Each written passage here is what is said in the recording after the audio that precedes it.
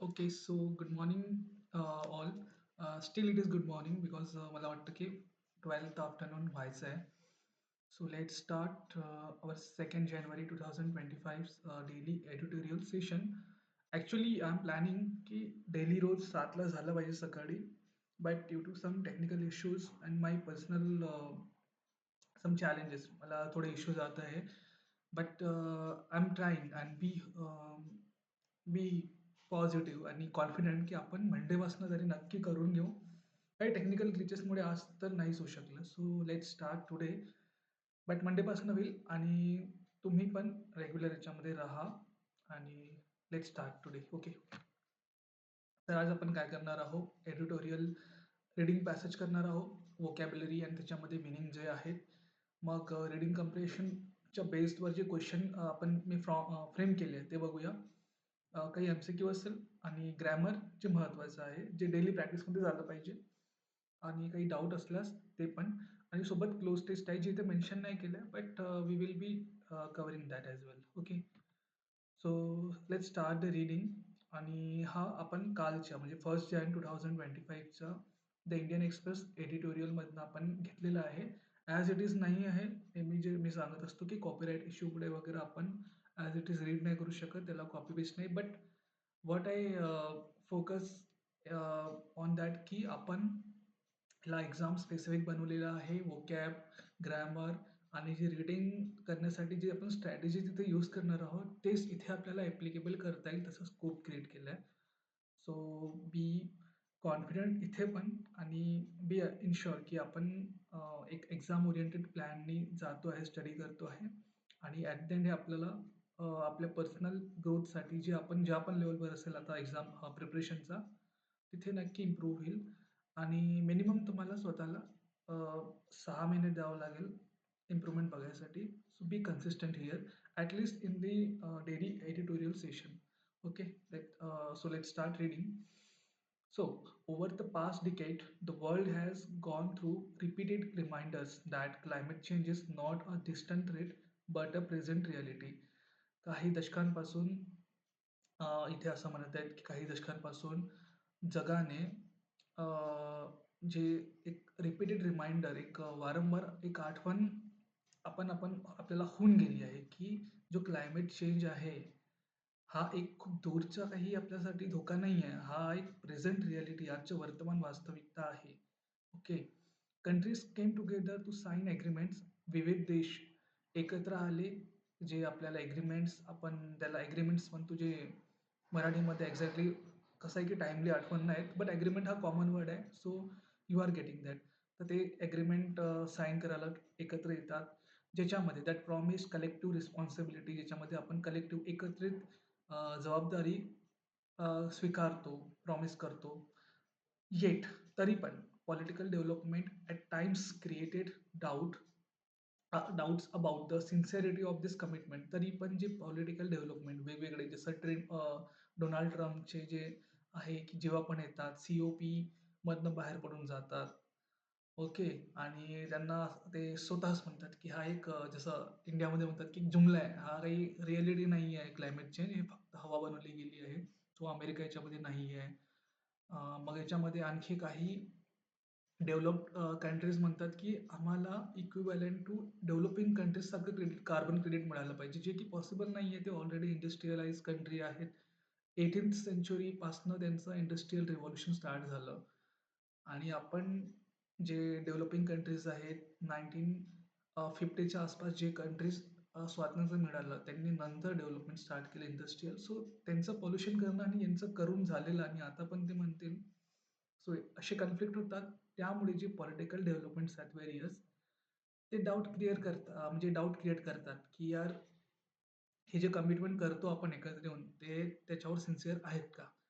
Then even when major economics step back from the international climate pacts, जसं सांगितलं major economics like America, जे step back म्हणजे वापस पाय घेतात या आपल्या पॅक्ट्समधनं, जे आपण संधी करतो त्याच्यामधनं, क्लायमेट पॅक्ट्समधनं. द ब्रॉडर मोमेंटम टुवर्ड्स, जो मोठा मोमेंटम म्हणजे गती टुवर्ड्स क्लायमेट ॲक्शन, जे आपण ॲक्शन घेत आहोत क्लायमेट चेंजला ॲड्रेस करण्यासाठी, डिड नॉट डिसअपिअर. म्हणजे जे आहे मग ते अपिअर नाही होत. डिड नॉट डिसअपिअर ते दोन निगेटिव्ह आले आहे. तो अल्टिमेटली याचा अर्थ होतो पॉझिटिव्ह. याचा अर्थ अपिअर होत आहे. सो डिड नॉट डिसअपिअर म्हणजे ते अपिअर नाही होत जे मोमेंटम आहे.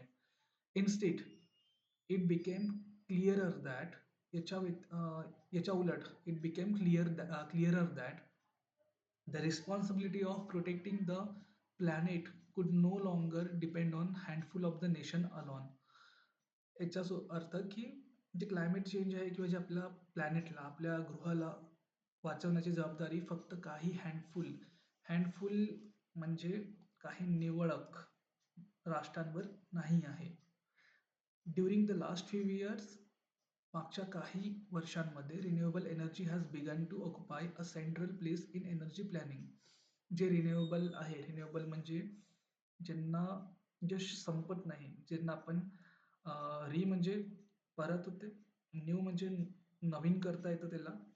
सो रिन्युएबल एनर्जी म्हणजे सन एनर्जी जे आपण जे संपत नाही ते वारंवार जनरेट केली जाऊ शकतं, जसे सोलर पॅनल वगैरे आपण यूज करतो. बट पेट्रोल एकदा संपलं तर नवीन पेट्रोल आणावं लागतं, त्याला रियूज नाही करता येत. ठीक आहे. सो हे रिन्युएबल एनर्जी, विंड एनर्जी झाली, ओके, सोलर एनर्जी, ह्या रिन्युएबल एनर्जी आहे. सो यांनी काय केले, ऑक्युपाय करणं सेंट्रल प्लेस म्हणजे केंद्रस्थानी एनर्जी जे प्लॅनिंग असते आपली एनर्जी म्हणजे याच्यामध्ये इलेक्ट्रिसिटी आली, पेट्रोलियम, गॅसेस. तर या प्लॅनिंगमध्ये रिन्युएबल एनर्जीने सेंट्रल प्लेस म्हणजे केंद्रस्थान म्हणजे ऑक्युपाय करणे स्टार्ट केलं आहे. सोलर पार्क्स सोलर पार्क म्हणजे जनरली आपण आय टी पार्क ऐकतो, म्हणजे तिथे वेगवेगळे एंटायटीज म्हणजे एक कंपनी नसते, तिथे वेगवेगळ्या कंपनीज असतात. तर ते असं पार्क बनवतात. तर ते सोलर पार्क अशाच प्रकारे सोलर पार्क असते की वेगवेगळे आपण सोलरवर बेस्ड इनिशिएटिव्ह तिथे आपण एकत्रित करतात. फक्त एक सोलर पॅनल पुरतं नाही तर खूप सारे सोलर इनिशिएटिव्ह तिथे एकत्रित करतो मोठ्या जागेवर आणि ते एक पार्कचं रूप धारण करतो. तो सोलर पार्क्स, वाईन पार्क्स तिथे नाही म्हटलंय, वाईन फार्म्स म्हटलंय. सो हे टर्म्स लक्षात ठेवा, सोलर पार्क्स, वाईन फार्म्स आणि ग्रीन हायड्रोजन प्रोजेक्ट्स. ह्या तीन गोष्टींना खूप केअरफुली लक्षात ठेवा. मे बी पुढे मला वाटतं की हे एक खूप जर मेन्स असलं त्याच्यामध्ये डिफिकल्टी लेवलमध्ये असे क्वेश्चन येऊ शकतात की सोलर फार्म्स असतं का, वाईन पार्क्स असतं का, किंवा ग्रीन हायड्रोजन पार्क्स असतं का. सो हे अशा मॅच द पेअर लक्षात ठेवा की फार्म्स यासाठी म्हटलं आहे की जनरली तुम्ही विंड एनर्जीचे बघितलं असेल ते सिटीमध्ये नसतं, ते ओपन स्पेसमध्ये असतं. जनरली जिथे खूप स्पेशियस असते, ते आपण शेतामागे मध्ये वगैरे बघतो. ठीक आहे. यवतमाळला वगैरे जाताना दिसतं, पुसदकडे जाताना ग्रीन हायड्रोजन प्रोजेक्ट असतात. तर हे प्रोजेक्ट असतं. आणि सोलर पार्क्स मध्यस्थानी पण राहू शकतो शहराच्या, किंवा आपण काही ठराविक बिल्डिंग्सच्या वरती आपण वेगवेगळ्या बिल्डिंग आहेत एक सोसायटी तिथे पण एक सोलर पार्क क्रिएट करू शकतो. अशा प्रकारे हे त्यांनी टर्म्स वापरले गेले आहे. तो याला आठवण ठेवा. ठीक आहे. Have expanded at an impressive pace in many region. म्हणजे इम्प्रेसिव्ह म्हणजे एक आकर्षक म्हणू शकतो किंवा प्रभावी. स्पेस म्हणजे गतीने म्हणजे जास्त खूप साऱ्या रिजन्स भागांमध्ये ते एक्सपांड झालंय म्हणजे व्याप्त झालेलं आहे. इन सम कंट्रीज काही देशांमध्ये electricity from renewable sources has started overtaking coals. Coal म्हणजे कोळसा, राईट. सो कोलवर बेस आपलं जनरली तुम्ही बघितलं असेल इलेक्ट्रिसिटी आहे महत्वाची. इलेक्ट्रिसिटी आपली त्याच्यावर बेस आहे. ते मेन एनर्जी सेक्टर असतं. जेव्हा पण आपण एनर्जी सेक्टर याच्यामध्ये याला मेन्शन करतो. सो काही कंट्रीजमध्ये काय झालंय की electricity from from renewable sources like solar आणि वाईंड जनरली आपण जर बोलायचं झालं तर यांनी यांनी काय केलं, ओव्हरटेक केला. म्हणजे तिथे आधी जे कोळसापासून इलेक्ट्रिसिटी बनत असेल त्याच्या यूजच्या वर आता यांनी आपला यूज इकडे शिफ्ट केलेला आहे, रिन्युएबल सोर्सेसकडे. हावेवर तरी पण this transition has not been perfectly smooth. तरी पण हा जो ट्रान्झिशन आहे कोलपासनं किंवा जे non renewable resources like coal, petrol पासून renewable sources like solar and wind एनर्जीकडे हा ट्रान्झिशन, हा बदल किंवा शिफ्ट होणे हा परफेक्टली स्मूथ नाही आहे. म्हणजे राहिला नाही आहे आतापर्यंत. हॅज बीन म्हणजे आतापर्यंत राहिलेला नाही आहे. हीट वेव्हज हीट वेव्हज म्हणजे उष्ण वारे, प्रॉलॉंग्ड ड्रॉट्स म्हणजे लांबीचे दुष्काळ, अनएक्सपेक्टेड फ्लड्स म्हणजे आपण एक्सपेक्ट नाही करत की जसं जे आपलं IMD असते, इंडियन मेटेरोलॉजिकल डिपार्टमेंट जे हवामान विभाग, म्हणजे कधी कधी एक्सपेक्ट करत की पाणी कमी पडेल आणि तेव्हा पाणी जास्ती पडलं तर फ्लड येऊन जातो. एक्सपेक्ट नसते, प्रिपरेशन नसते आणि कधी कधी नॉर्मल पाऊस होईल तरी पण फ्लड सारखी सिच्युएशन नाही होईल असं एक्सपेक्ट करून आपला जो NDRF किंवा जे पण प्लॅनिंग करणारे इन्स्टिट्यूशन असतात, एजन्सीज असतात, ते एक्सपेक्ट नाही करत आणि फ्लड्स येतात. इंटेन्स स्टॉर्म इंटेन्स स्टॉर्म म्हणजे जोरदार वारे, हवा have expose the vulnerability of existing infrastructure. यांनी काय केलं आहे, ह्या सिच्युएशननी, ड्रॉट्स, फ्लड्स आणि स्टॉर्म्सनी एक्सपोज केलं आहे की आपला जो एक्झिस्टिंग इन्फ्रास्ट्रक्चर आहे, इन्फ्रास्ट्रक्चरमध्ये ज्याच्यामध्ये जनरली बिल्डिंग्स किंवा आपण जे पण दिसणारं फिजिकल आहेत, जे आपल्याला डोळ्याने दिसतं, म्हणजे एक स्कूल एक इन्फ्रास्ट्रक्चर झालं आहे, कॉलेज एक इन्फ्रास्ट्रक्चर झालं आहे, रोड किंवा IT पार्क जे बिल्डिंग्स आहेत ते इन्फ्रास्ट्रक्चर आहेत, त्यांचं व्हल्नरेबिलिटी म्हणजे ते असुरक्षितता त्यांची किती इझिली टार्गेट केलं जाऊ शकतं, इझिली कोलॅप्स खराब होऊ शकतं किंवा बंद पडू शकतं त्यांची, अशा प्रकारची असुरक्षितता ते एक्सपोज केली आहे. दे हॅव शोन दॅट, त्यांनी असं दाखवलं आहे की while clean energy offers long term benefits, जी क्लीन एनर्जी म्हणजे रिन्युएबल एनर्जी, क्लीन यासाठी म्हटलं जातं की सोलर एनर्जी, वाइंड एनर्जीला याच्यामुळे काही प्रदूषण नाही होत कसल्या प्रकारचं. होतही असेल म्हणजे जसं म्हणजे सोलर पॅनल खराब झाले पुढे जाऊन, त्याला आपण रियूज करू तरी पण त्याच्यात मिनिमम 25 किंवा 10% काहीतरी कचरा निघेल, तो पोल्युशन बनेल. But it is comparatively very much less as compare to petrol, coal, जे आपण दिल्लीमध्ये वगैरे पॉल्युशन बघतोय त्यापैकी बऱ्याचपैकी आपल्याला ते क्लीन एनर्जी आपण याला कन्सिडर करतो. तर हे काय करतात, लाँग टर्म बेनिफिट्स म्हणजे दूरगामी चांगले परिणाम किंवा फायदे आपल्याला ऑफर करतात. The system supporting it must themselves be resilient and carefully design. So इथे म्हटलं आहे की जेव्हा आपल्याला हे क्लीन एनर्जी ऑफर करते लॉंग टर्म बेनिफिट, तरी पण जो सिस्टम आहे, आपलं सिस्टम आहे, याच्यामध्ये सर्व काही आलं. गव्हर्नमेंट जे प्लॅनिंग करत आहे, जे बिझनेसेस आहे, जे कस्टमर पर्यंत पोहोचवत आहेत, असा ओव्हरऑल इकोसिस्टम जो असतो, जो याला सपोर्ट करत आहे, इट मस्ट बी देमसेल्फ, ते स्वतः रेझिलियंट असले पाहिजे. रेझिलियंट म्हणजे काही चॅलेंज आलं, तुम्ही चॅलेंज आले, तुमचं फेल्युअर आलं, परत तुम्हाला बाउन्स बॅक करता आलं पाहिजे, वर येता आलं पाहिजे त्या अडथळ्यावरनं. आणि यापुढे जे तुम्ही प्लॅनिंग करतायत किंवा इन्फ्रास्ट्रक्चर डेव्हलपमेंटची आपण जे फ्रेमवर्क तयार करतोय ते केअरफुली डिझाईन केलं पाहिजे. कारण की यांनी काय केलं आहे, जे आपले अनएक्सपेक्टेड चॅलेंजेस आहेत, जसे नॅचरल चॅलेंजेस, हीट वेव्हज आहे, ड्रॉट आला आहे, फ्लड्स आला, यांनी यांचं जो इन्फ्रास्ट्रक्चर आहे ते वल्नरेबिलिटी यांची एक्सपोज केली आहे की हे यांचं धोके पण आहेत जे यांना कोलॅप्स करतात किंवा यांना अफेक्ट करतात negatively. Then next passage, at the same टाईमवर काय होत आहे, the economic and social impact of economic, आर्थिक, ओके, आणि सामाजिक इम्पॅक्ट म्हणजे प्रभाव ऑफ एक्स्ट्रीम वेदर्स. एक्स्ट्रीम वेदरमध्ये मग तुम्ही आपण बघितलं, हीट येत आहे, ड्रॉट येत आहे, म्हणजे फ्लड आणि दुष्काळ, drought. So extreme weather events आहे हे तिन्ही प्रकारचे हॅज इन्क्रीज शार्पली, म्हणजे हे आता वाढलेले आहेत. मागच्या काही वर्षामध्ये आपण दिल्लीमध्ये लाल किल्ल्यापासून जे यमुना नदी आहे ते बघितलं, कशी एक्सपांड झाली, वाढली. बिहारमध्ये तर डेफिनेटली आपण बघतो किती दरवर्षी कोसी नदीला येत असते. आणि यंदा नांदेड, मराठवाड्यामध्ये तर फ्लडिंग हे रिअली अनएक्सपेक्टेड होतं महाराष्ट्रासाठी. पहिल्यांदा मराठवाडा मला आठवतं की बघितलं की तिथे सुद्धा दुष्काळासारखी सिच्युएशन असायची. एकदा तर 2015-16च्या दौरमध्ये मला वाटतंय तेव्हा जलदूत अशी ट्रेन चालवण्यात आली, इतकं तिथे दुष्काळ होतं. बट यावर्षी आपण रिसेंट इयरमध्ये जे पास झालेलं आहे मान्सून सेशन, तिथे बघतो की फ्लड आली आहे आणि त्यामुळे किती नुकसान झालं अतोनात. Okay, that is very sad. So हे वाढलेलं आहे. Farmers are witnessing unpredictable rainfall. Common आहे हा, अनप्रेडिक्टेबल असतो. कमी जास्ती, very much unpredictable rainfall. Cities are experiencing water scarcity.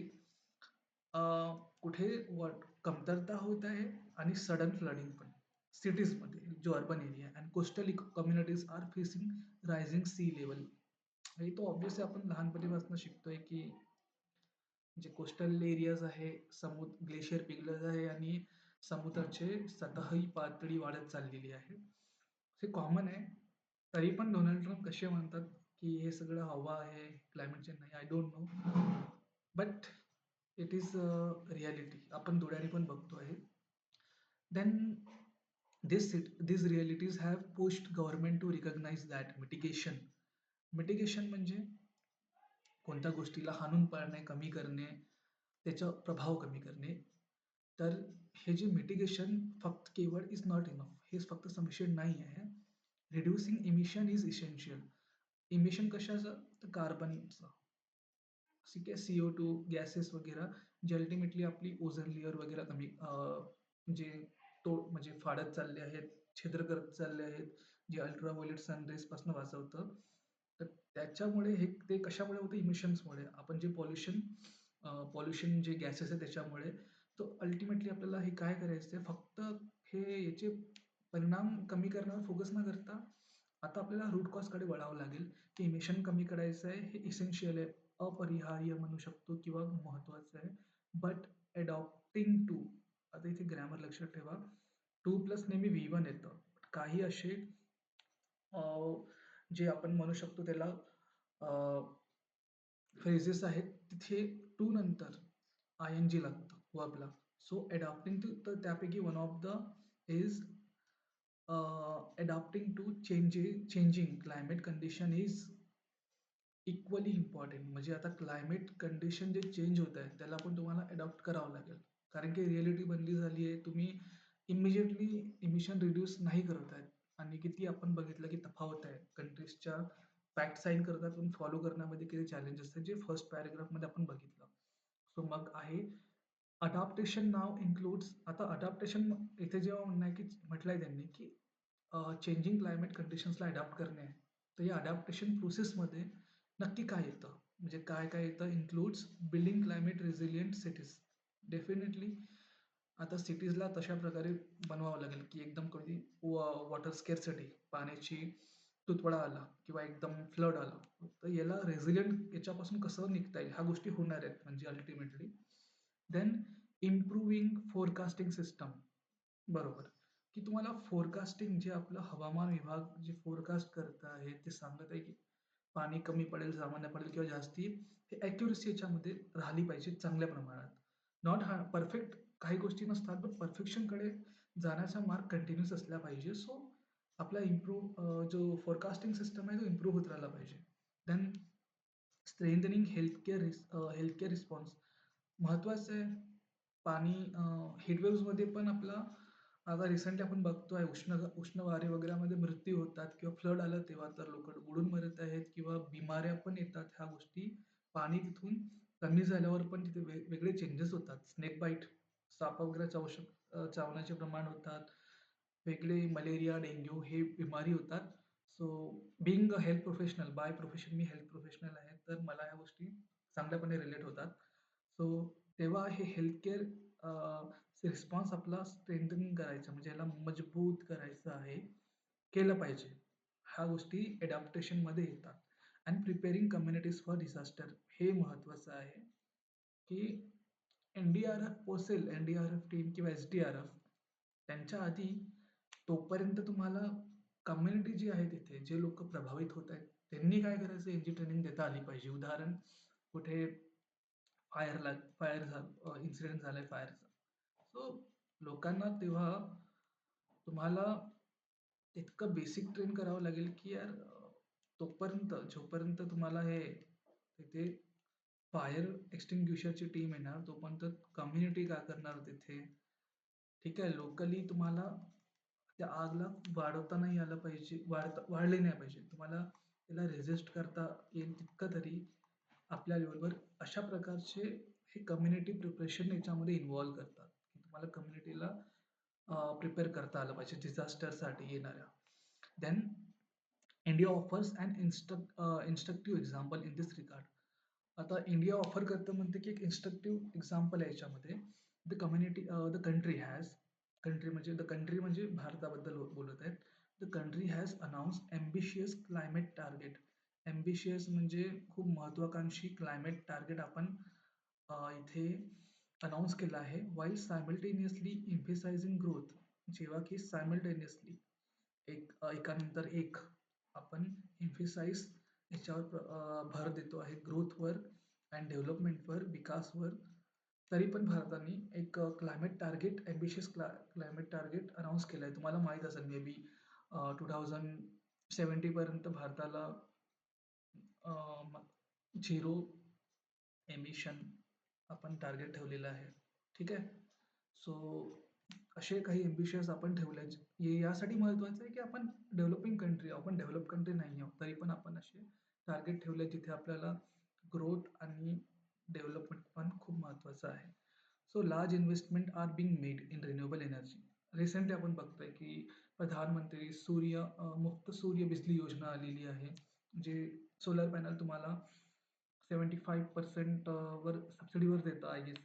So renewable energy बद्दल आपण इन्व्हेस्टमेंट करतो आहे. अल्टिमेटली इन्व्हेस्टमेंट गव्हर्नमेंट करत आहे, तेव्हाच आपल्याला सबसिडी मिळत आहे. Okay.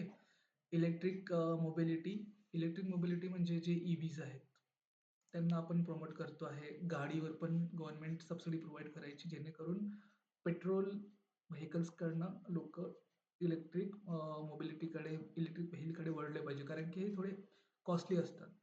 Then energy efficient technology. म्हणजे एफिशियंट म्हणजे कसं की कोणती वस्तू आहे, एक उदाहरण 100% त्या वस्तूचं यूज आहे, तर त्याला आपल्या जनरली यूज होत असेल 50%, कारण की आपल्याकडे तशी टेक्नॉलॉजी नसेल आणि 50% अल्टिमेटली वेस्ट जात असेल. तर या 50%ला 75% करणे आणि पुढचा टप्पा मिनिमम 90% करणे, जेणेकरून 10% वेस्ट राहणार आणि इथे आपली एफिशियन्सी म्हणजे जास्तीत जास्त यूज आपण इथे वाढवणार. सो तर इथे काय म्हणतात की एनर्जी एफिशियंट टेक्नॉलॉजीज आपण त्याच्यावर पण आपण इन्व्हेस्टमेंट करतो. At the same time the scientist and policy makers are working to link issues such as at the same time सोबतच सेम टाइमला सायंटिस्ट, वैज्ञानिक आणि पॉलिसी मेकर आपले नीती जे बनवतात वेगवेगळ्या, आर वर्किंग टू लिंक, ते काम करत आहेत लिंक करण्यासाठी इश्यूज, वेगवेगळे इश्यूजला लिंक करण्यासाठी, सच ॲज एअर पॉल्युशन. ठीक आहे, हे बरोबर, नक्कीच डेफिनेटली महत्त्वाचं आहे. Air pollution, public health, agriculture, distress आणि क्लायमेट व्हेरिएबिलिटी आदी. हे यासाठी इश्यू महत्त्वाचं आहे हे लाईन, कारण की सायंटिस्टच म्हणा किंवा पॉलिसी मेकर्स म्हणजे जनरली कोण येतं, जे आपले निवडून आपण प्रतिनिधी पाठवतो. MP, आमदार, खासदार. खासदार म्हणजे MP. एकदम बॉटमपर्यंत नगरसेवक वगैरे इलेक्शन आहे तर रिलेट करू शकतात. हे लोक पॉलिसी मेकर असतात आणि सोबत असतात जे कायमस्वरूपी एक्झिक्युटिव्ह बॉडी असते, म्हणजे प्रशासकीय अधिकारी म्हणू शकतो त्याच्यामध्ये, ते लोक करतात. पण तिथे लॅक काय करायचं जनरली की स्पेशलिस्ट यांचा अप्रोच नसायचा. जसं फॉर एक्झाम्पल इंडियन, मला वाटतं एअर इंडियाचं तुम्ही एक्झाम्पल घ्या. एअर इंडियाला गव्हर्नमेंटने एक्वायर केलं, तर तिथे कसे आले की एका प्रकारे बाबूगिरी मग स्टार्ट होऊन गेली. तर तिथे काही इम्प्रूव्हमेंट नाही झाला. तो म्हणजे त्यामुळे लॉसमध्ये गेली कंपनी. म्हणजे सगळं IAS अधिकारी तिथला, जो ज्यांनी वेगळा अभ्यास केला असेल, UPSCमध्ये काय अभ्यास करतात तिथे, एअरोनॉटिक्स इंजिनिअरचा अभ्यास केला नसेल त्यांनी, सब्जेक्ट असतो की नाही असंही असेल, पण नॉट नेसेसरी की तो एअरोनॉटिकल इंजिनिअर ज्याचा ऑप्शन सब्जेक्ट असेल तो तिथे निवडून आला असेल, तसं नाही होत. तिथे तो सिलेक्ट झाला असेल आणि तोच तिथे बनला असेल त्यांचा हेड. नाही, तिथे जनरली हिस्ट्रीवाला वगैरे, जिओग्राफीवाला वगैरे किंवा इकॉनॉमिक्सवाला पण असेल, तो तिथे बनतो आणि त्याच्याकडे ते स्पेशलिस्ट अप्रोच नसतो. तशावेळी प्रत्येकाचं आपलं इम्पॉर्टंट आहे, हायेस्टचा आपलं इम्पॉर्टंट आहे, इम्पॉर्टन्स आहे. बट कसं आहे की त्याचा स्पेशालिस्ट अप्रोच असला पाहिजे. तर अशा वेळी इंटिग्रेटेड अप्रोच म्हणजे मिळून जुळून एक अप्रोच आपण घेतो आहे. तिथे ओके, तर तिथे वेगवेगळे जे फील्ड आहे, एअर पोल्युशन, पब्लिक हेल्थसाठी मग डॉक्टर्स, पब्लिक हेल्थ प्रोफेशनल यांचं तिथे समावेशन असलं पाहिजे. ॲग्रीकल्चरसाठी ॲग्रीकल्चरल सायंटिस्ट, क्लायमेटसाठी पण क्लायमेटवर बेस्ड जे स्टडी करतात, त्यांचं पार्टिसिपेशन असलं पाहिजे पॉलिसी फ्रेम करताना, असं म्हणतायत. सो दिस इंटिग्रेटेड अप्रोच, अशा प्रकारच्या इंटिग्रेटेड अप्रोच एक्नॉलेजेस म्हणजे काय करतं, एक्नॉलेज करतं म्हणजे मान्यता देतं that climate change is not just a environmental issue. हा फक्त एन्व्हायरमेंटल इश्यू नाही आहे, बट वन अफेक्ट दॅट तुमची आजीविका अफेक्ट करतं, लाईव्हलीहूड, फूड सिक्युरिटी म्हणजे आपली अन्न सुरक्षा, ॲग्रिकल्चर आलं इथे, लाईव्हलीहूड आलं तर इथे इकॉनॉमिक्स आलं. मग ओव्हरऑल ह्युमन वेलबिंगमध्ये काय आलं, पब्लिक हेल्थ आलं, तुमचं आरोग्य, मेंटल हेल्थ, ह्या सगळ्या गोष्टी पण येतात. ठीक आहे.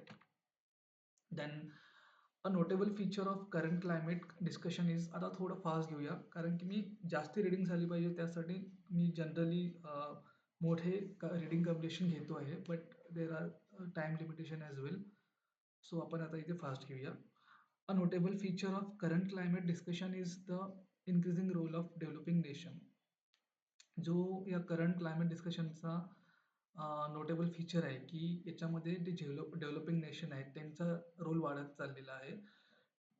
They are in asserting that, कोण, developing nations are asserting that, assert म्हणजे आपल्या ठामपणे मत मांडत आहेत that climate justice require financial and technical support from wealthier countries. ते काय म्हणतात ठामपणे की क्लायमेट न्यायसाठी, जस्टिससाठी फायनान्शियल, आर्थिक आणि तांत्रिक सपोर्ट लागतो वेल्दियर म्हणजे डेव्हलप नेशनपासनं, गिवन हिस्टॉरिकल रिस्पॉन्सिबिलिटीज. जे एकदम स्टार्टिंगला तुम्हाला सांगितलं की अर्ली इंडस्ट्रियल रिव्हॉल्युशन कुठे झाली, ते जे आज डेव्हलप्ड आहेत युरोपियन आणि अमेरिका कंट्री, अमेरिका झाला, युरोपियन कंट्रीज, तिथे त्यांची रिस्पॉन्सिबिलिटी आहे की त्यांनी आम्हाला म्हणजे डेव्हलपिंग कंट्रीजला financial and technological support provide केला पाहिजे. Developing countries are also demanding, ते आणखी डिमांड करतात की adaptation finance, loss and damage fund. Ultimately ते जर कार्बन फुटप्रिंट आपलं कमी करत आहेत तर ते डेव्हलपमेंट कमी करत आहेत, आपलं सॅक्रिफाईस करत आहेत. ठीक आहे. तर त्यासाठी तुम्हाला त्यांना लॉस अँड डॅमेज फंड दिलं पाहिजे, जे झालेलं आहे, जे त्यांना होणार.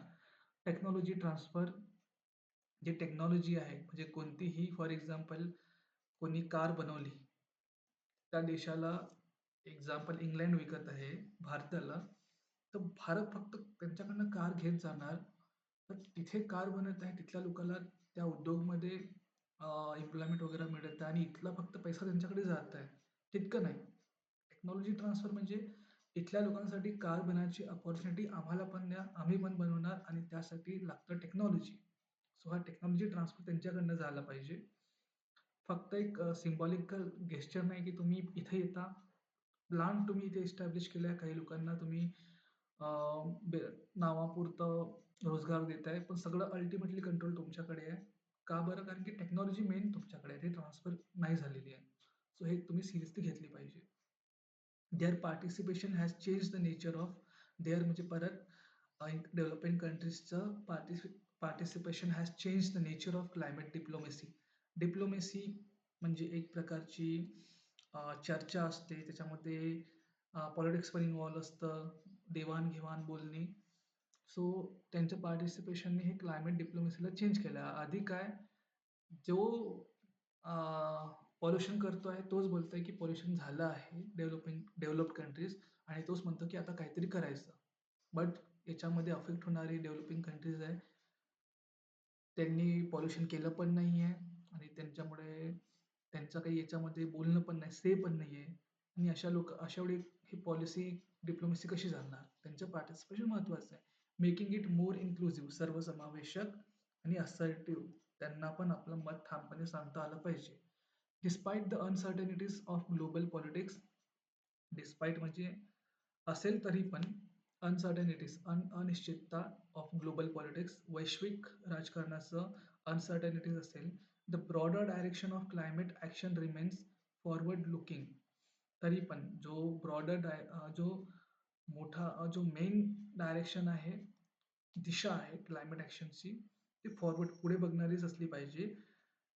The science is clearer than ever. जो विज्ञान, सायन्स म्हणजे फक्त ते आपण जे शिकतो तो नाही, लॉजिक म्हणू शकतो याला आपण, किंवा जे त्याच्या मागचं जे मेन रिझन आहे, तो आज क्लिअरर आहे, जो आधी नव्हता. कारण की आता पार्टिसिपेशन सगळ्यांचं होतं आहे याच्यामध्ये. The economic logic of clear energy is stronger. जो इकॉनॉमिक लॉजिक आहे क्लीन एनर्जीचा, तो स्ट्रॉंगर आहे. Public awareness is steadily rising. Okay, लोकांची अवेअरनेस या जागृती वाढत आहेत. आता गावोगावी पण आपण सोलर पॅनल वगैरे बघू शकतो. ग्रामपंचायतवर ॲटलिस्ट तर बघतोच. ठीक आहे. What remains is the task of translating declaration into sustained action. हां, हे महत्त्वाचं आहे की फक्त डिक्लेरेशन आपण काय महत्त्वाचं आहे म्हणतात इथे, द टास्क ऑफ ट्रान्सलेटिंग, जो डिक्लेअर केलं आहे की आपण हे करणार ते करणार, असे फक्त वाचावाची केली आहे त्यापेक्षाही महत्त्वाचं की सस्टेन्ड म्हणजे एक कायमस्वरूपी ॲक्शन पण घेण्यात आले पाहिजे, ते राहिले पाहिजे. The real success of climate policy will lie, म्हणजे क्लायमेट पॉलिसीची रिअल सक्सेस आहे ते कशावर डिपेंड राहणार आहे. नॉट ओन्ली फक्त याच्यावर नाही की आपण इमिशन कमी केलं आहे, but ensuring that societies become healthier. म्हणजे जे समाज आहे त्यातील लोक ते हेल्थियर होत आहेत, त्यांना आणखी सुरक्षा मिळत आहे, त्यांना ते चॅलेंजेससाठी बेटर प्रिपेअर्ड आहे. And better prepared for challenges of increasingly unpredictable planet. Unpredictable planet म्हणजे unexpected unpredictable events, drought, flood, आपण जे डिस्कस केलं आधी, त्यासाठी पण कम्युनिटी सोसायटी रेडी आहे. ओके, सो इथे आपलं संपलेलं आहे रीडिंग कम्प्रेशन. सो मेन आपण इथे जे एक्झाम ओरिएंटेड वर्ड्स जे इथे आले आहेत त्यांचं मिनिंग समजून घेऊया. मिटिगेशन आपण बघितलं, जे आधी तुम्हाला सांगितलं कोणत्या गोष्टीचे प्रभाव कमी करणे, शांत करणे, हे वर्ड टू वर्ड रेफरन्सनुसार चेंज होतं. बट मेन आहे की काहीतरी आपण कमी करत आहोत, हे मिटिगेशन वर्ड लक्षात आलंच म्हणजे वाचताच तुम्ही हे लॉजिक लावायचं. रिडक्शन, याच्या synonyms, elevation, lessening, moderation. Then adaptation म्हणजे कोणती गोष्ट आपण अडॅप्ट करत आहोत, तिथे आपण ॲडजस्ट करत आहोत किंवा त्या परिस्थितीशी जुळवून घेत आहोत. देन ॲडजस्टमेंट, मॉडिफिकेशन, ॲक्लिमॅटायझेशन, अकॉमोडेशन, हे झाले त्याचे सिनोनिम्स. इमिशन म्हणजे उत्सर्जन, इमिट करत आहोत, सोडत आहोत काहीतरी. ठीक आहे, गॅस इमिट करत आहोत, हे असं आपण रीड करतोय. इमिशन ऑफ गॅस, इमिट करतोय, इमिशन होत आहे. डिस्चार्ज सोडतोय, रिलीज करतोय, आउटफ्लो करतोय, एक्झालेशन. रेझिलियन्स तुम्हाला सांगितलं की पुनरागमन क्षमता म्हणजे बाउन्स बॅक करता आली पाहिजे. लवचिकता म्हणजे टफनेस, फ्लेक्झिबिलिटी, एन्ड्युरन्स, रिकव्हरी, हे आहे त्याचे सिनोनिम्स. इन्फ्रास्ट्रक्चर म्हणजे पायाभूत सुविधा, तेच ना आपण जे बघितले, शाळा, नळ, अजून रोड, रस्ते, है ना. Framework, groundwork, foundation, support system, हे सिनोनिम्स आहेत. हे यूज केले जाऊ शकतात. बट सिनोनिम्सचा हाच अर्थ आहे की एक्झॅक्ट मिनिंग नाही आहे, बट सिमिलरली ते कंटेक्च्युअली यूज होतात. सो बी केअरफुल वाईट रीडिंग. आणि त्यासाठी रीडिंग महत्त्वाची आहे. जर तुम्ही रीडिंग नाही करत रोज, किमान आपल्या AMG इंग्लिश अकॅडमीवर ॲटलिस्ट रोज मॉर्निंगला आपण नक्की चालू करूया रेग्युलर. तिथे रोज या, तिथे ॲटलिस्ट प्रॅक्टिस होणार जर रोज न्यूजपेपर रीड नाही करत असाल तर. Okay, but reading is must for English. Then पुढचं आहे वल्नरेबिलिटी, असुरक्षितता, धोका होण्याची शक्यता. तुम्हाला सांगितलं फ्रेमवर्क, ग्राउंड, इथे थोडंसं चुकलं आहे. I am really sorry for that. हे नाही याचे सिनॉनिम्स, बट लक्षात ठेवा मिनिंग असुरक्षितता आहे, धोक्या होण्याची शक्यता आहे. सस्टेनेबिलिटी म्हणजे सस्टेन केलं पाहिजे, टिकाऊपणा, ड्युरेबिलिटी, वायबिलिटी, रिन्युएबिलिटी, परमानन्स. ओके, कमिटमेंट, बांधिलकी, हे तर तुम्हाला माहिती आहे. कमिटमेंट वर्ड हा खूप चांगला वर्ड आहे. डेडिकेशन, ऑब्लिगेशन, प्लेज, प्रॉमिस, हे सिनॉनिम्स आहेत. डिप्लोमसी, कूटनीती, याच्यामध्ये पॉलिटिक्स पण येतं. देवाणघेवाण, शाब्दिक देवाणघेवाण, हुशारी दाखवणे, हे आपले लोकल लँग्वेज आहे. लक्षात ठेवा डिप्लोमसी म्हटलं तर. कधी कधी आपण यूज करतो की खूप डिप्लोमॅटिक आन्सर दिलं, है ना. तर टॅक्ट, त्याच्यामध्ये टॅक्ट आल्या. निगोशिएशन, बोलणी, स्टेटमेंटशिप, आपलं स्टँड काय घेतात जे लोक नेते आहेत. फाईन, फाईनचे. ओके, ट्रान्झिशन संक्रमण बदल ट्रान्समिट होत आहे एकापासून दुसऱ्याकडे. लक्षण म्हणतो ना आपण सिमटम्स, बिमारीचे ट्रान्समिशन सुरू आहे, ट्रान्झिशन होत आहे. तर ट्रान्समिशन हा एक वर्ड पण असतो बरं याच्या सिनॉनिम्स. ओके. शिफ्ट होत आहे, चेंज ओव्हर होत आहे, ट्रान्सफॉर्मेशन होत आहे, पॅसेज. ठीक आहे. इथे आपलं हे झालं मिनिंग. आता कम्प्रिहेन्शन बेस्ड क्वेश्चन बघूया. So what is the central idea of the passage? Central idea काय आहे? हा क्वेश्चन खूप फसवणारा असतो. एकदम बाय हार्ट मी तर म्हणणार मिनिमम 100% ॲक्युरेसी असेल तरच याला ट्राय करायचं, अदरवाईज बेटर टू स्किप. कारण की माहिती आहे ना काय होतं, 0.25 सरळ चालले जातात. सो तरी पण प्रॅक्टिसने होतं हे, ॲक्युरेसी येतं. आणि आजकाल पेपरचे लेवल कधी कधी अनएक्सपेक्टेडली इझी आलं तर हा क्वेश्चन करणे बनतं, कारण की मार्क्स तिथे कट ऑफ जास्ती जाणार असतं. नॉर्मलायझेशनमध्ये काय होईल सांगता येत नाही, पण ॲक्युरेसी फोकसवर ठेवा. सो इथे सेंट्रल आयडिया काय आहे? Climate change has completely stopped progress world wide, असं म्हटलंय का कुठे? हे कम्प्लिटली, हे स्टॉप, असे एकदम एंड लेवलचे कोणी स्टेप घेताना असं काही डिस्कस केलं तर खूप अवेअर राहायचं. असं काही म्हटलं नाही आहे इथे. Political changes have slowed but not stop climate action. हां, पॉलिटिकल चेंजेस होत आहेत, ट्रम्प वगैरे म्हणत आहेत, पण सगळ्यांनी थांबवलं आहे का? नाही, असं काहीतरी आहे इथे. त्याला बघूया, हा ऑप्शनमध्ये राहू शकतं. Excuse me. Only develop countries are working on. आता बघा परत इथे एक्स्ट्रीम वर्ड आलाय, only develop countries are working on climate issue. हा तर डेफिनेटली नाही आहे, हा इझिली एलिमिनेट होतं हे दोघं. Renewable energy has failed in most countries. हे तर आपण बघितलं की हा नॉलेज बेस्ड आहे, की असं काही झालं नाही आहे की मोस्ट कंट्रीमध्ये फेल झालेलं आहे. चॅलेंज आले असतील नक्कीच, बट फेल झाले असं तर नाही आहे. तो हा पण इथे आपला एलिमिनेट होतो. सो अल्टिमेटली हा राईट आहे. Then according to the passage which sector is increasingly replacing coal. याच्यावर आपण डिस्कस केलं, कोणता सेक्टर कोलला रिप्लेस करत आहे? न्यूक्लिअर एनर्जी, हे तर आपण ऐकलं सुद्धा नाही. थर्मल एनर्जी नाही. हायड्रो इलेक्ट्रिक थोडा डाऊटफुल वाटेल, हायड्रो आपण बघितलं होतं, बट इथे रिन्युएबल एनर्जी आली आहे. यात renewable energy is umbrella term. Solar, ठीक आहे, वाइंड, विंड, विंड पण म्हणतात त्याला. पर्सन टू पर्सन प्रोनाउन्सिएशनमध्ये असतं फरक. आणि एक असतो विंड झालं, सोलर झालं, काय होतं मला आठवत नाही एक्झॅक्टली. सो ह्या दोन आहेत. तर answer is renewable energy. Then हे आन्सर आहेत. ठीक आहे, PDF मध्ये तुम्हाला दिसेल. Then third question is what have extreme weather events mainly highlighted. आपण बघितले की जे एक्स्ट्रीम वेदर इव्हेंट्स आहेत त्यांनी काय हायलाइट केलं होतं? Climate change is a myth. हे काही मिथ आहे, म्हणजे खोटी गोष्ट आहे? नाही. That current infrastructure has vulnerability, असुरक्षितता आहे. हा डेफिनेटली राईट आहे, बट आपण पुढचे ऑप्शन बघूया.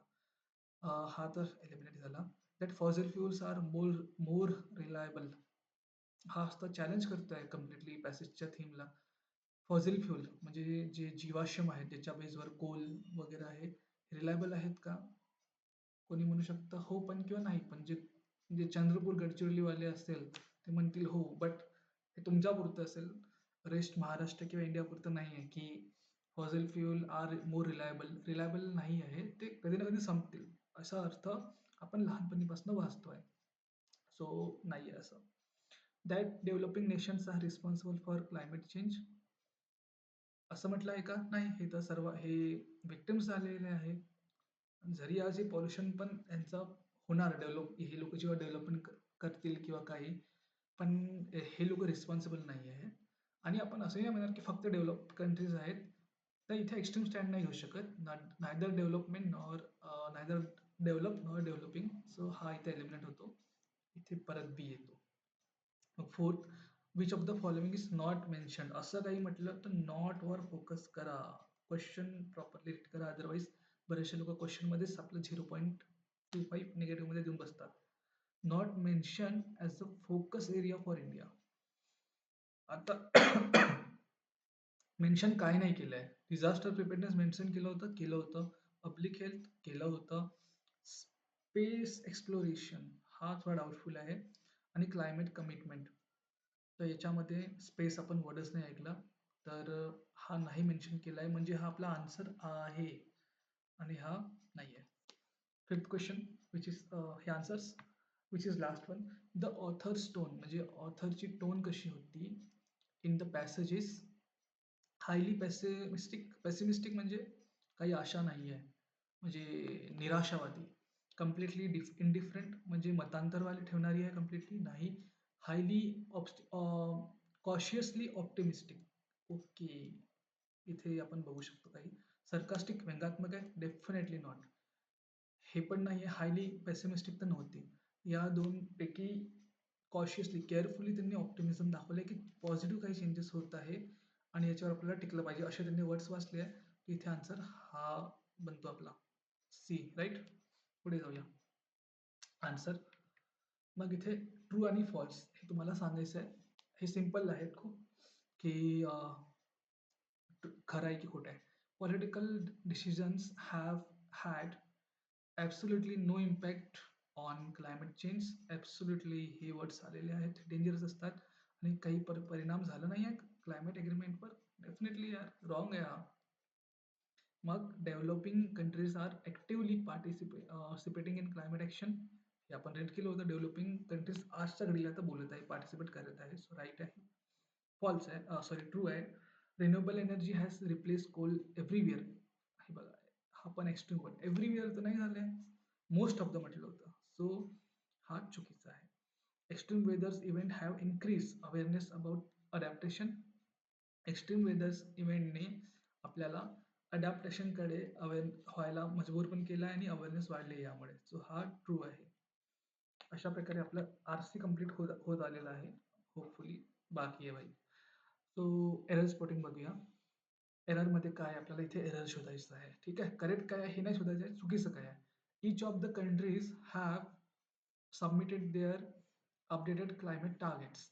तर इथे काय चुकीचं आहे. इच ऑफ द कंट्रीज हे तर बरोबर आहे. हा इथे इच आला आहे आणि प्लुरल पण आलं आहे. बट हा जो आहे हॅव, हा इचसाठी असतो, इचसाठी. सो इच म्हणजे एक सिंग्युलर टर्म आहे, तर इचसाठी मग हॅव कसं येणार, हॅज येणार. ठीक आहे.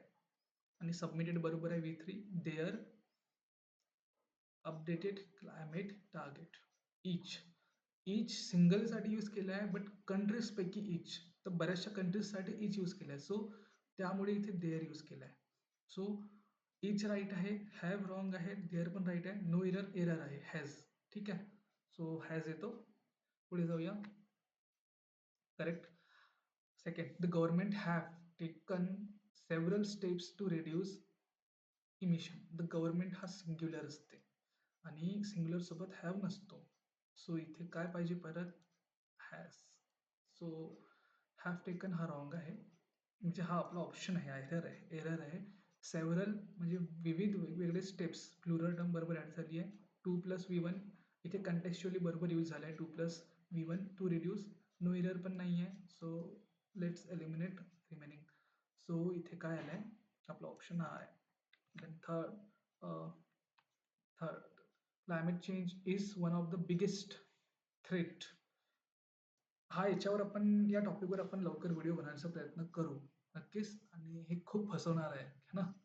Climate change is one of the biggest threat facing humanity today.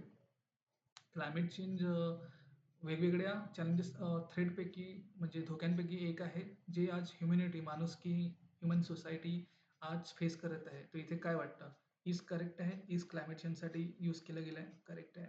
One of the, याच्यात काही इश्यू नाही आहे, इथं आपोआप स्वतःमध्येच राईट आहे. बिगेस्ट थ्रेट, थ्रेट इथे काय वाटतं, challenge, biggest threat, one of the सोबत प्लुरल पाहिजे इथे, थ्रेट्स. सो हा आपला आन्सर आहे. हा एरर होता. फेसिंग, फेसिंग इथे यूज केली गेलेली टर्म आहे. सो हे जिरंडमध्ये आलेली आहे. सो इथे हे करेक्ट आहे. त्याला जरी हेल्पिंग वर्ब नाही आहे किंवा हेल्पिंग वर्ब आहे, बघा इथे त्याला ॲड होत आहे. ठीक आहे. Is facing, is plus ING. So हा राईट होता. तर ऑप्शन आहे C. Fourth, renewable energy projects are, plural आहे. आर पण मला वाटते बरोबरच आहे. Are expanding rapidly and created. आता अँड आलेला आहे, कंजक्शन आहे. अँड म्हणजे म्हणतो की याच्या सोबत सोबत आले आहे दोन लोक सोबत, म्हणजे फॉर एक्झाम्पल म्हणजे हा एक्झाम्पल मला माहित नाही ॲप्रोप्रिएट आहे की नाही, बट याला कन्सिडर घ्या. नवरा-बायको जेव्हा सोबत येतात, त्यांचे बऱ्याचशा गोष्टी सेम सारख्या असतात ना. गुण मिक्स होतात म्हणून ते नवरा-बायको आहेत, मिक्स आहेत, सोबत आहेत. सो अँड पण एक कंजंक्शन आहे. सो आर एक्सपांडिंग जर वर्ब आहे आणि हा पण वर्ब आहे, अशा वेळी एकतर हा थर्ड फॉर्ममध्ये पाहिजे, हा दोन्ही थर्ड फॉर्ममध्ये पाहिजे किंवा मग हा पण आयएनजी पाहिजे. ठीक आहे. सो इथे आपण टेन्स बघूया. रिन्युएबल एनर्जी प्रेझेंटमध्ये बोललं गेलंय की are expanding, projects are expanding, वाढत आहे रॅपिडली. आणि क्रिएटेड मग कसं येणार, मग क्रिएट करत चाललेली आहे ना, क्रिएटेड केलं आहे का नाही. सो क्रिएटिंग येईल इथे वर्ड. सो मला वाटतं इथेच आपण फाईन केलं. New employment opportunities.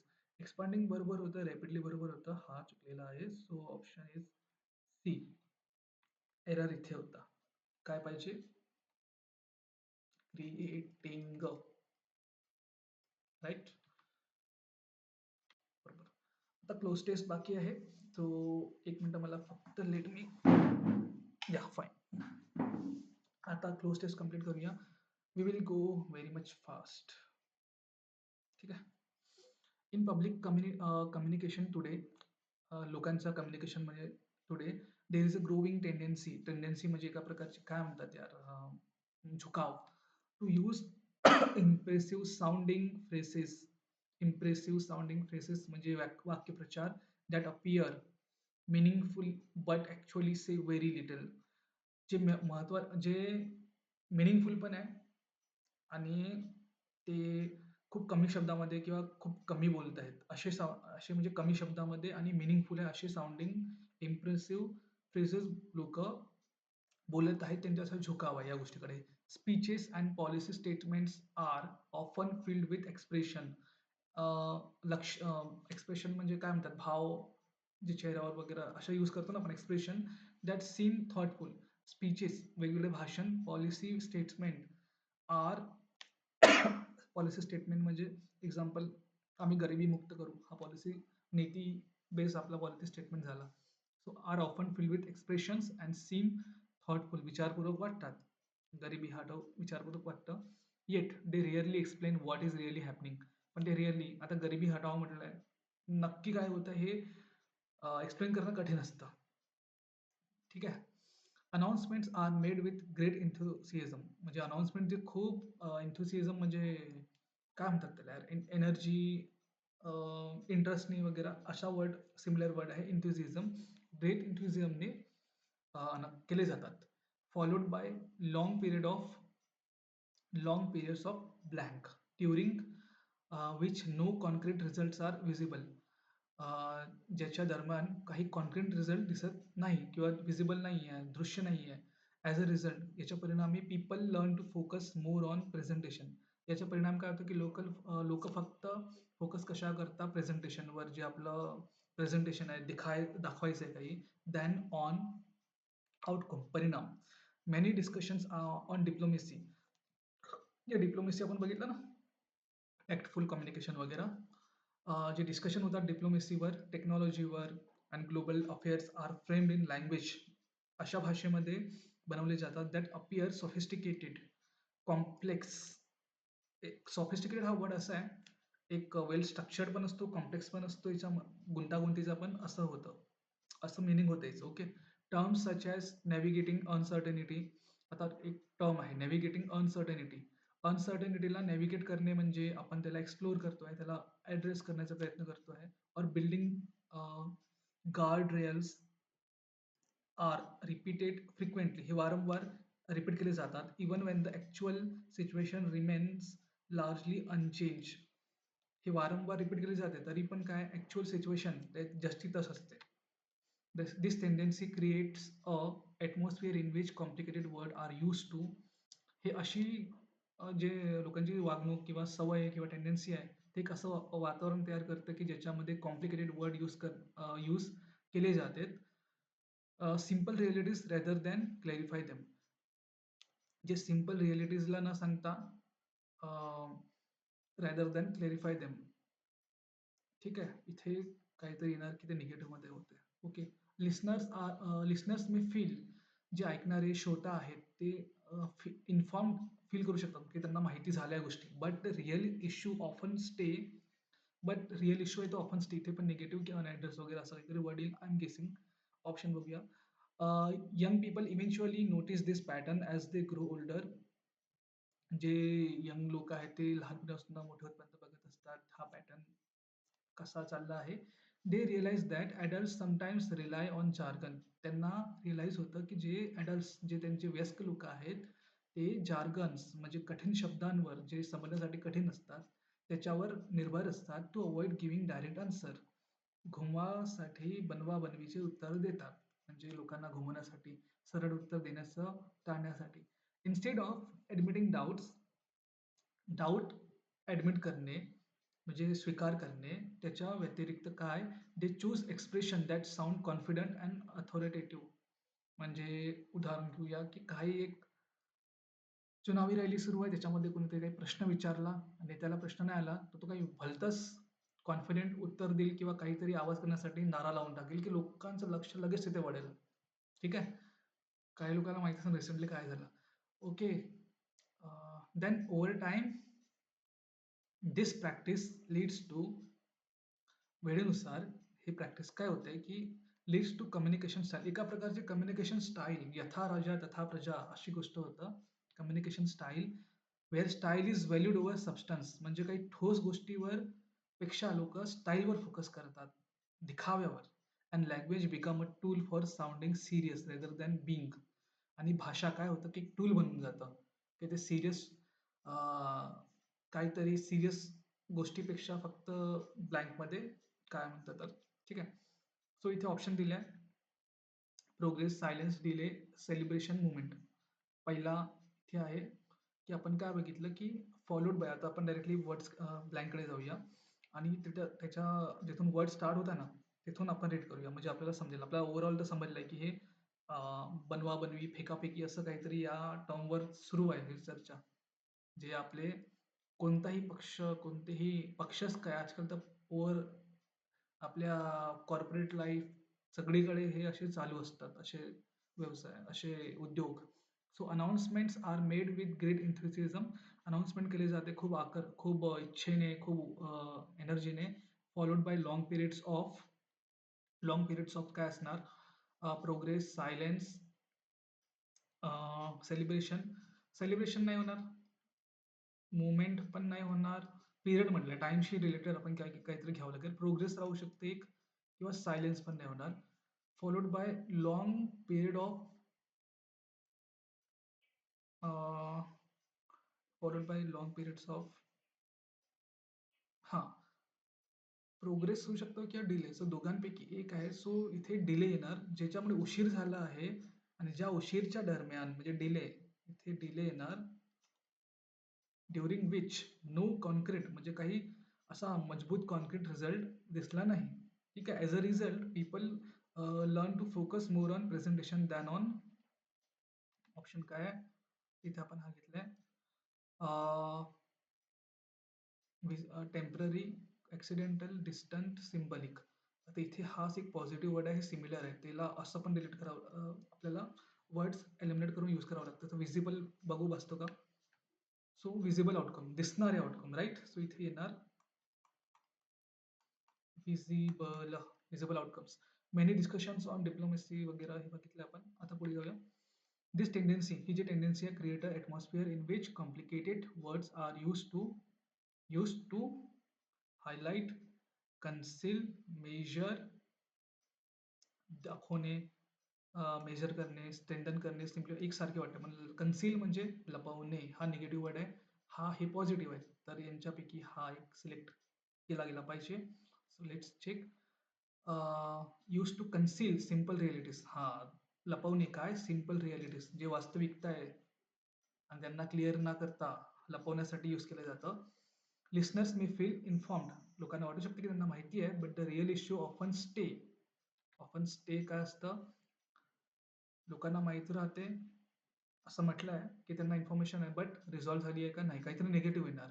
लोकांना माहिती आहे आणि माहीत नसण्यासारखं काहीतरी वर्ड डिस्कस केलं गेलं असेल का नाही. हिडन, लपवालपवी, राईट असू शकते. एक्सपांडेड वाढवलं गेलं आहे, शेअर केलं गेलं आहे. सो यापैकी हिडन. काय म्हटलं होतं? हं. Listener may feel informed but the real issue often stay hidden म्हणजे दबलेली असते, लपलेली असते. ओके. द लास्ट वन आपण इथे डायरेक्टली जाऊया.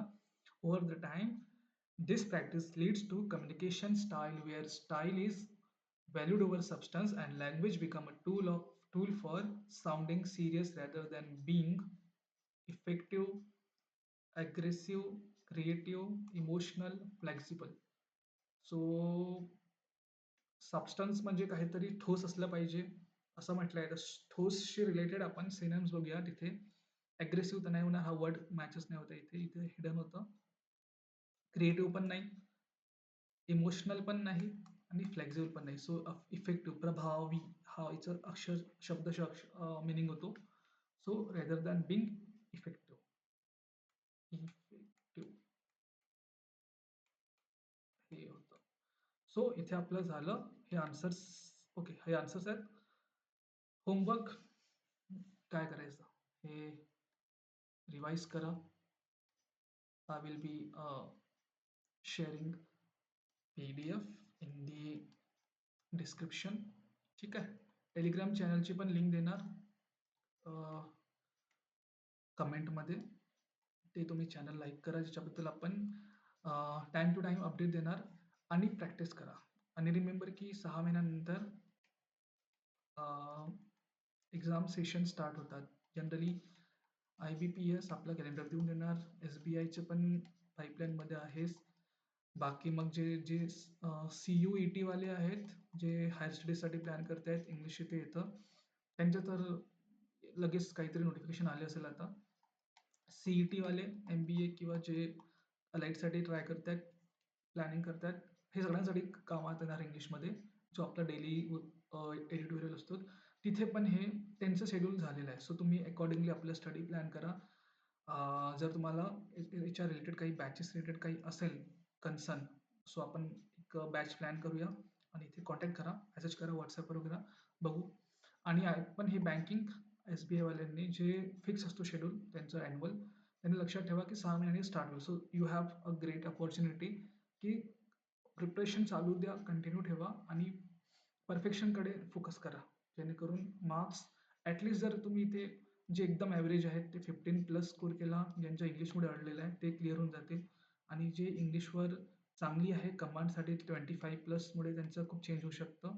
सो एक्झाम ज्यांची अडली असेल या 2 फॅक्टरमुळे त्यांची एक्झाम क्लिअर होऊन जाईल. So all the best, take care, bye bye. आणि तुम्ही सर्वांचं खूप खूप थँक्यू, तुम्ही सगळ्यांनी जॉईन केलं. सो महत्त्वाचं तुमची कन्सिस्टन्सी आणि प्रेझन्स मला माझ्या टीमला इन्स्पायर करतं. तुमचं टाईम मला खरंच महत्त्वाचं आहे. सो तुम्ही पेपर नाही वाचू शकत, त्यामुळे हे स्टार्ट केलं आहे. सो पेपर इथे रेग्युलर या. इंग्लिशच्या इम्प्रूव्हमेंटमध्ये तुम्हाला हेल्पफुल होणार एक्झाम प्रिपरेशनसाठी. आणि मी पण कमिटेड आहे तुम्हाला ट्रू गायडन्ससाठी, की हे वादा नाही करणार की एका वर्षात खूप काही चेंज होऊन जाणार वगैरे नाही. It ultimately depends on you की तुम्ही काय करता. त्यामुळे तुम्हाला एका वर्षात म्हणा किंवा 6 महिन्यात काय चेंज दिसतं. बट कन्सिस्टन्सी महत्त्वाची आहे. दॅट्स वाय जरी आज टेक्निकल इश्यूमुळे मी नाही करू शकलो 7ला, पण कन्सिस्टन्सीसाठी मी रेकॉर्डेड तुम्हाला प्रोव्हाईड करतोय. सो डेली आपण ट्राय करू. 7ला एनीहाऊ झालं पाहिजे आणि होणार. So thank you so much. Thanks a lot. Wish you all the best. Preparation चालू ठेवा. Okay, bye.